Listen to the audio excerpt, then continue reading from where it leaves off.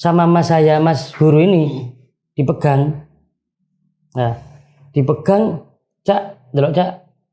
Ini memang kalau memang dari ini, kalau memang kejadian dari ini pasti ada papanya. Ini dipegang, dikeremet ini, langsung gini ya.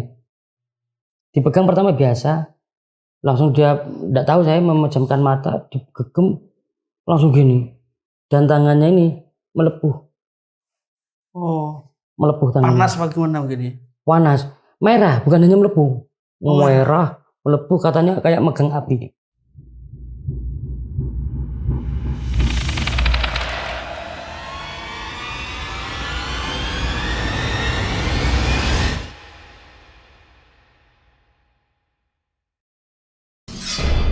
Jangan takut pada setan. Setan hanya mengganggu, tidak makan. Takutlah pada manusia yang suka makan hak orang lain. Halo, assalamualaikum Cak Bahar. Waalaikumsalam. Oke teman-teman, jadi narasumber kali ini Cak Bahar mau menjelaskan tentang dahsyatnya tali pocong gitu ya Cak ya. Tuh. Ya, jadi ketika dipegang tali pocong itu tangan itu melepuh gitu ya Cak ya.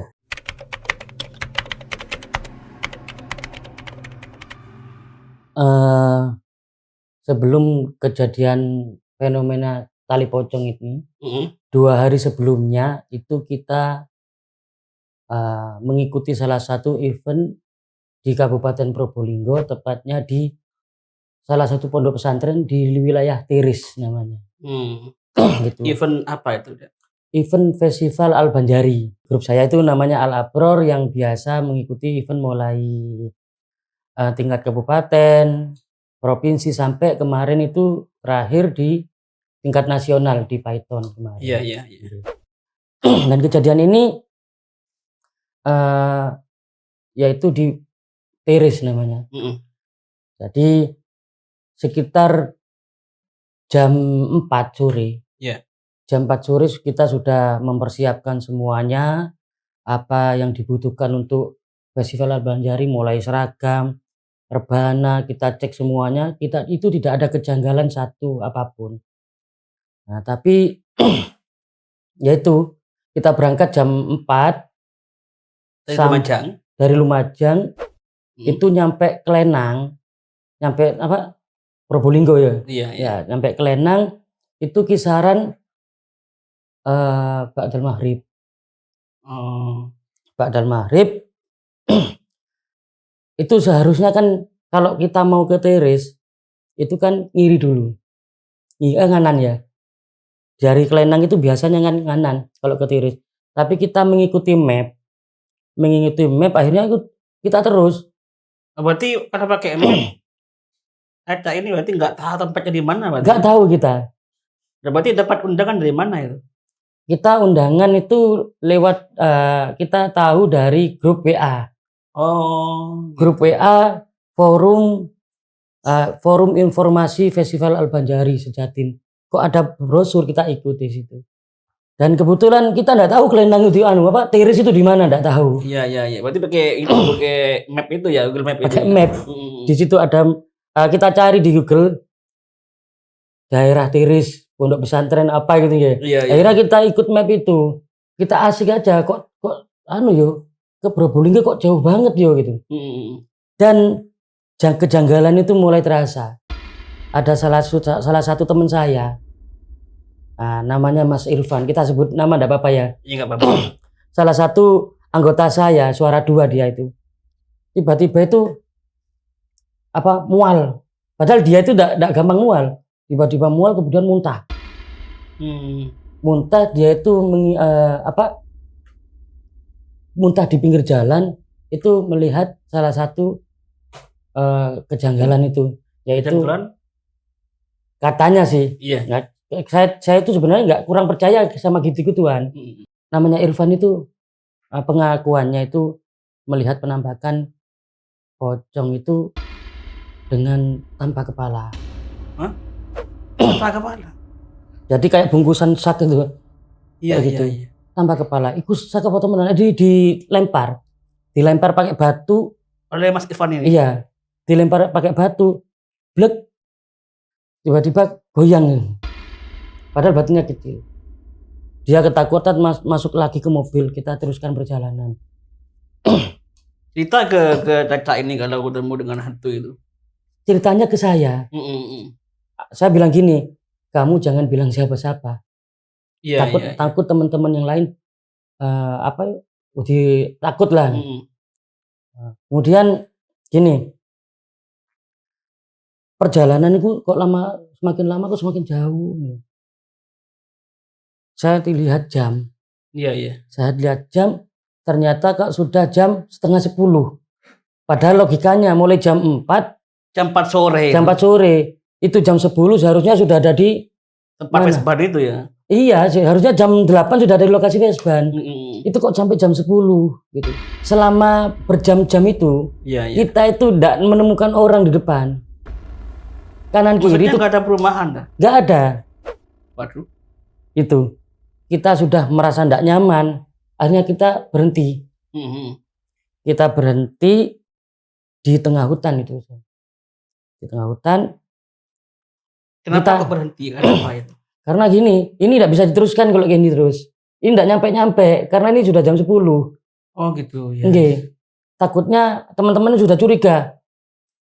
Khawatir masuk ke alam lain. Karena gini. Karena kita kan pernah ada cerita perjalanan mobil masuk di alam lain gitu. Oh gitu ya. Jadi kita takut itu, akhirnya kita berhenti. Kita berhenti, di situ ada kakek-kakek. Jenengan kalau tahu kakek itu ya, saya jelaskan ciri-cirinya dulu. Kakeknya itu pakai udeng. Tahu udeng jenengan? Tahu. Udeng, pakai tongkat, pakai jas. Bawa sentolop itu jadul banget. Tahu jenengan sing silver itu?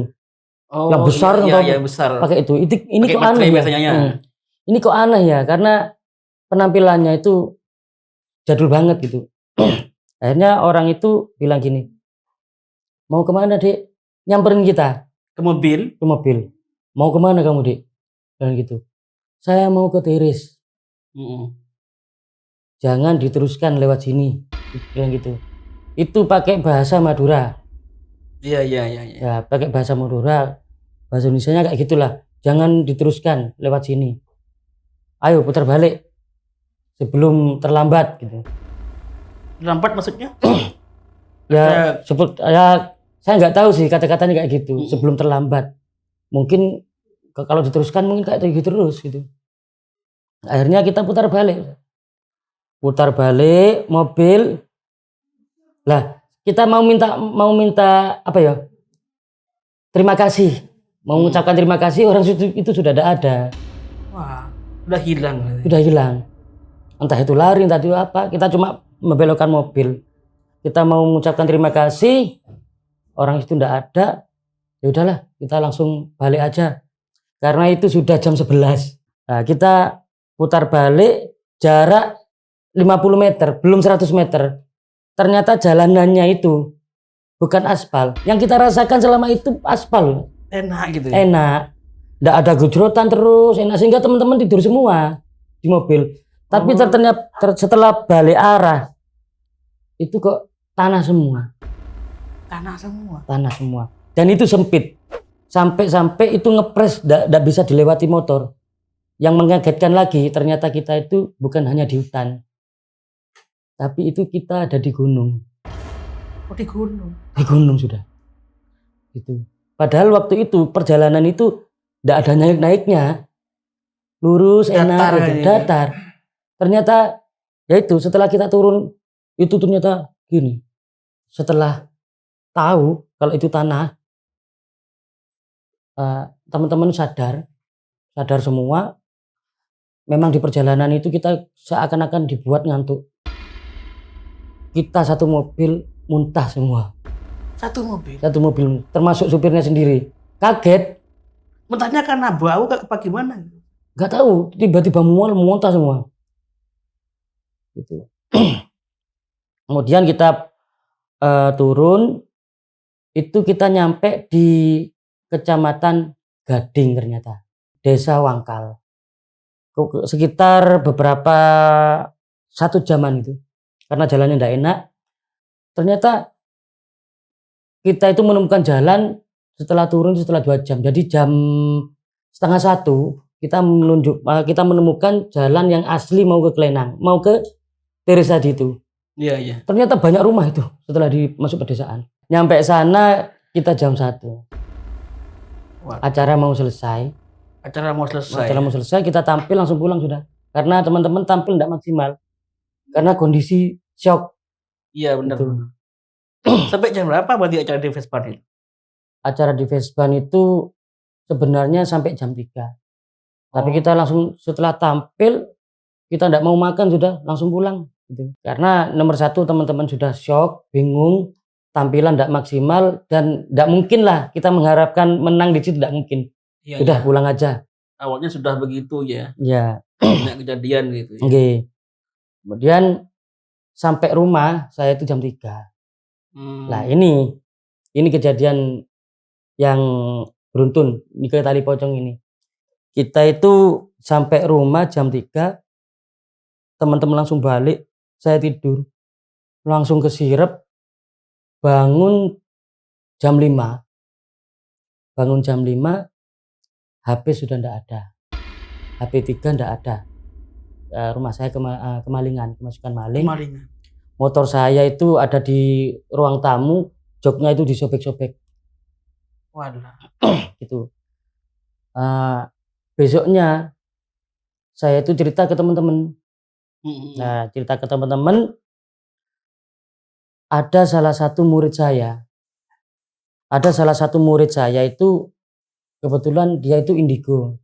Indigo. Ya. Memang dia sering cerita-cerita ke saya. Saya melihat ini. Tapi kembali lagi saya tahu saya itu orangnya tidak mudah percaya kayak gituan. Saya itu pikiran itu menolak yang kayak gituan. Tapi karena saya tidak takut, karena saya tidak percaya, saya itu dikasih tali pocong sama murid saya itu. Tali pocong. Ustadz, ini buat keselamatan. Ya, saya niatkan gini, kalau ini baik, ya tak pakai, kalau tidak baik ya saya buang. Iya. Nah, saya buktikan dulu, saya taruh di depan pintu, atas pintu lah. Di situ kejanggalan itu, kejadian mistis itu mulai dari situ sudah. Sorenya saya dikasih tali pocong itu malam, besoknya ya pas besoknya lagi ba'dal maghrib itu anak saya itu pulang ngaji sore. Kebetulan waktu itu malam Jumat manis. Saya itu kecapean, saya tidur. Anak saya itu bareng sama istri. Anak saya kan punya anak 2. Iya. Jadi pulang ngaji itu dijemput, anak saya itu jemput istri saya, bawa anak kecil gitu. Tiba-tiba anak saya itu ada yang dorong. Kayak ada yang dorong. Dorong ini jelungup. Tahu jelungup jangan? Nyasap. Itu. Iya. Tapi sampai jelungup ke tanah itu. Berbarengan sama 3 lampu rumah itu meletus. Barengan. Duar. Saya itu mulai itu agak percaya sudah. Kok ada gini-ginian ya? Apa karena tali pocong gitu. Tapi sekali lagi saya menolak lagi. Berarti kan tali pocong itu dilewatin orang masuk keluar gitu kan? Iya. Di atasnya pintu kan gitu. Iya. Malamnya setelah kejadian itu saya itu didatangi teman-teman.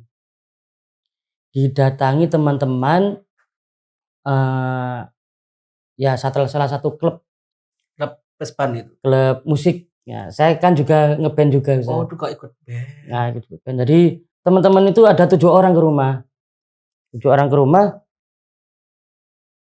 Salah satunya itu tiba-tiba melihat penampakan. Penampakan apa? Penampakan di pintu itu. Ini kan pintu misalkan ya. Iya. Di depannya nih agak miring. Katanya teman saya itu. Pintu yang ada tali pocongnya itu. Iya. Cak, katanya ini. Bilang ke saya, Cak, sampean duwe pendeman dah. Bilang gitu. Enggak, aku enggak percaya kayak gitu. Di pintu itu ada sesosok tinggi hitam, matanya besar, gondrong. Sosok tinggi hitam. Tinggi hitam, iya. Lanang apa wedok? Lanang. Saya itu bercanda. Sange wedok tak jak gendaan gitu loh. Iya. Lek karo wedok apa lek lanang cek ini kayak keamanan. Itu saya sok berani padahal saya tetap enggak percaya yang sama orang indigo saya enggak percaya. Kemudian ada kejadian lagi setelah 1 minggu anak saya ini. Setelah 1 minggu anak saya 2 saya ajak main di depan pintu. Nah, saya kebetulan saya belikan mobil-mobilan yang bisa dinaikin itu saya geret. Kebetulan karena maghrib itu saya pulang. Nah, saya ajak ke main mama di depan pintu itu. Iya. Di depan pintu. Kemudian anak saya itu kejang. Amit ya. Anak saya kan 2. Yang kecil itu tiba-tiba gini melihat ke atas ini. Melihat ke atas di depan pintu itu? Di depan pintu, melihat ke atas, melihat di lokasi yang teman saya itu bilang di situ ada sesosok tinggi hitam. Posisinya kejang, kayak ketakutan. Anak saya itu yang kedua, anak saya yang pertama, yang perempuan itu gini, Tat. Itu kayak nggak tahu, tiba-tiba gini. Tangannya. Kayak orang apa yo? Ngelindur apa namanya? Iya. Bangkrong. Langsung tak tampil, ngapain kamu? Tak tampil, ngapain kamu? Ngelamun dia. Gini terus. Kayak rasukan itu. Iya, anak saya yang satu kejang sama-sama melihat melotot ini, yang satunya gini. Terus gitu. Sampai tinggi gitu. Tak tempel lagi. Kemudian anak saya itu nangis jerit. Yang pertama, yang gini tuh langsung jerit. Saya telepon guru saya. Saya punya guru spiritual lah itu. Yang saya percaya bisalah menangani kayak gitu. Saya telepon, Mas, tolong bantu saya. Di sini ada kejadian aneh itu. Iya. Kejadian apa, Cak? Anakku kejang, yang satu itu bus kayak ngelamun gitu. Ya wis, Cak. Saya habis ini ke sana. Saya tunggu ndak datang. Anak saya terus gini. Tetap ya? Iya, tak gini lagi. Yang satu tetap kejang. Saya tuh jerit-jerit, istri saya jerit, ada apa anak saya? Iya, bingung. Langsung istri saya tuh mungkin karena tali pocong ini. Saya marah. Iya. Masa kamu percaya sama tali pocong? Ini udah ada apa-apanya gitu. Iya. Enggak, saya percaya kalau tali pocong itu ada apa-apanya. Makanya saya enggak mau ya anak saya jadi korban. Bilang gitu sih. Iya. Saya enggak mau ya anak saya jadi korban. Tali pocongnya itu diambil sama istri saya. Langsung ini musyrik ini. Ini yang membuat rumah tangga kita itu kacau. Dibuang di tempat sampah. Mas guru saya itu sekitar jam 7:30 nyampe rumah, tali pocongnya sudah tidak ada di sampah. Itu tidak ada. Saya tanya sama istri, endi tali pocong emang? Saya buang ning kono. Loh, enggak ono ini. Tiba-tiba saya cari semua teman-teman itu, tak telepon kabeh, tolong rek ning omah, tolongin aku ning omah ono kejadian aneh. Sehingga ada beberapa orang, ada sekitaran 8 orang ke rumah. Itu nulung semua. Ternyata ketemu di ini. Itu apa? Kursi. Di kursi pojok. Ada di rumah ada kursi, di pojokan itu ada di bawah kursi. Siapa yang menemukan itu? Saya. Tak kasihkan, Mas. Mas, ini Mas. Mau digamanakan saya pasrah sama Masnya. Ya, Cak, taruh situ. Taruh mana? Saya taruh di etalase. Nah, Mas itu mempersiapkan segala macam. Iya. Salah satunya ada kain, ada batu, mau dibuang ke sungai katanya. Saya itu cari tali pocongnya, tiba-tiba enggak ada. Enggak ada lagi. Dicari lagi. Jadi kayak kucing-kucingan Ustaz. Iya. Ada tidak bisa dilepas ternyata karena mungkin menemukan orang yang mau memusnahkan ini. Memusnahkan ini. Iya. Dicari lagi tidak ada. Ketemu di tempat yang sama. Di bawah Kursi itu. lagi. Iya. Kemudian tali pocong ini sebelum dibuntel kan sebelum dibungkus sama mas guru ini dipegang. Nah, dipegang, Cak, delok Cak. Ini memang kalau memang dari ini, kalau memang kejadian dari ini pasti ada papanya. Ini dipegang, dikeremet ini, langsung gini ya. Dipegang pertama biasa, langsung dia tidak tahu saya memejamkan mata, digegem, langsung gini. Dan tangannya ini melepuh. Oh. Melepuh tangannya. Panas bagaimana begini? Panas, merah, bukan hanya melepuh. Merah, melepuh, katanya kayak megang api. Wah. Cak, tolong belikan es batu. Aduh, enggak ada Mas kalau gini Mas. Akhirnya ditaruh di freezer tangannya itu. Sama Mas itu langsung ditaruh di kain, dikasih batu. Ya. Langsung dikasih garam kalau enggak salah. Kemarin pegang bubuk itu dikasih garam. Di lokasi di bawah pintu itu kayak ada yang meletus. Dikasih garam kan ditali. Ini tali pocongnya dikasih batu, dikasih kain hitam, ditali, dikasih garam. Setelah dikasih garam langsung duar di pintu itu. Di bawah kursi itu. Iya. Di lokasi penemukan. Kaget semua waktu itu. Kaget. Di situ bau apa itu? Batang tahu? Bau Bangkai. Bau bangkai di bawah kursi itu. Iya. Bau bangkai. Itu berasap tapi asapnya itu tiba-tiba tidak ada. Kalau asap rokok kan ada bau rokok itu. Berasap kemudian asapnya tidak ada, tinggal bau. Nah, lalu masnya ini, mas guru ini mengajak saya itu ke desa Biting. Cak, ayo ke desa Biting. Antarkan saya. Sebelum kita berangkat, karena saya sebelumnya itu nelpon pemiliknya hadir. Mas, jangan dulu Mas. Ini pemiliknya tali pocong. Jangan berangkat dulu Mas. Soalnya saya nunggu salah satu guru saya juga. Gitu. Saya tahu ini tidak sesuai dengan yang Masnya.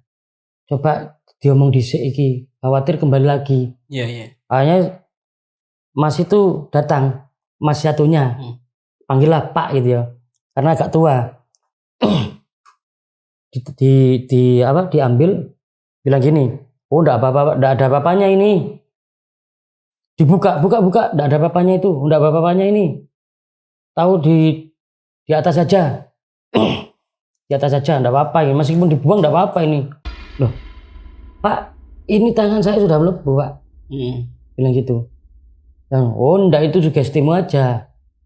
Sudah, enggak apa-apa, taruh sini wis. Sudah Bahar, enggak usah dibuang, enggak bahaya kok. Pikiranmu yang kotor, bilang gitu. Ya Mas, akhirnya ke orang ini pulang semua, enggak jadi. Enggak jadi dibuang, enggak jadi ke Biting.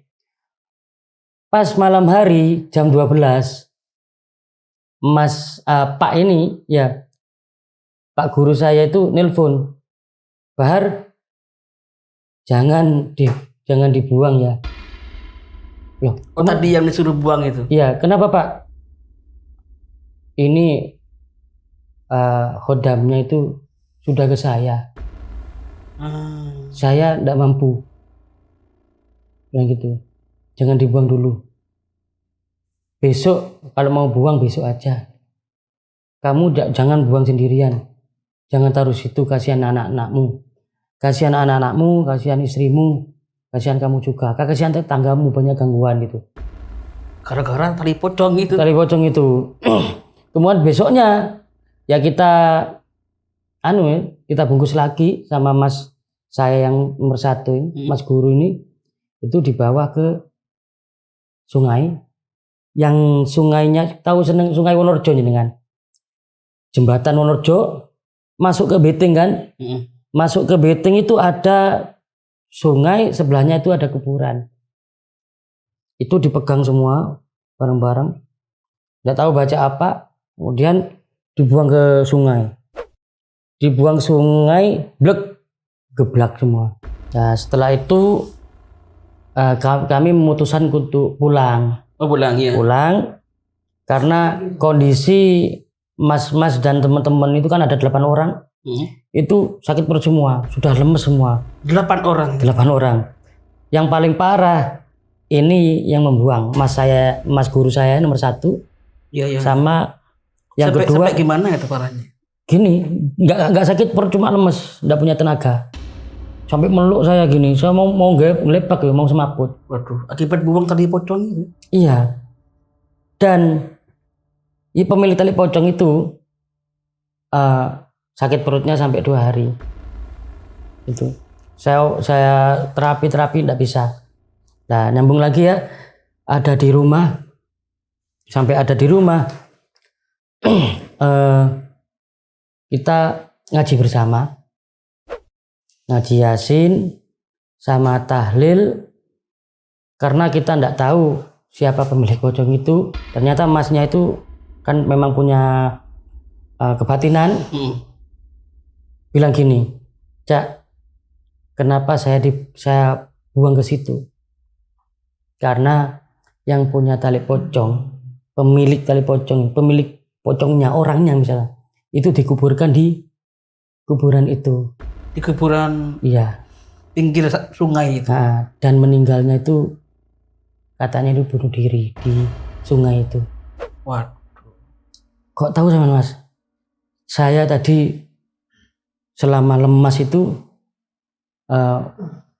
tiba-tiba membayangkan, tiba-tiba masuk di pikiran itu kayak gitu. Seakan-akan orang ini pemiliknya itu perempuan menceritakan itu, dan penampakan yang ada di itu Kursi gitu. di pintu itu kemungkinan jin yang memanfaatkan arwah gentayangan ini. Dan akhirnya kita ngaji ya Mas, karena kita ndak tahu cuman yang meninggal nama siapa, kita khususkan kepada yang arwah ini. Kita ngaji bersama, ambil wudhu. Setelah ambil wudhu kita ngaji Yasin, kemudian tahlil. Alhamdulillah normal sampai sekarang di rumah. Alhamdulillah tidak ada gangguan apa-apa lagi. Gitu ya. Oke, Cak, terima kasih Cak sudah hadir dan memberikan kami suara horor. Monggo Sama-sama. dulu ya.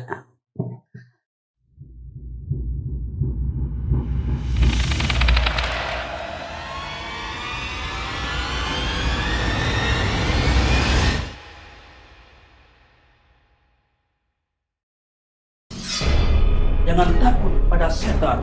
Setan hanya mengganggu, tidak makar.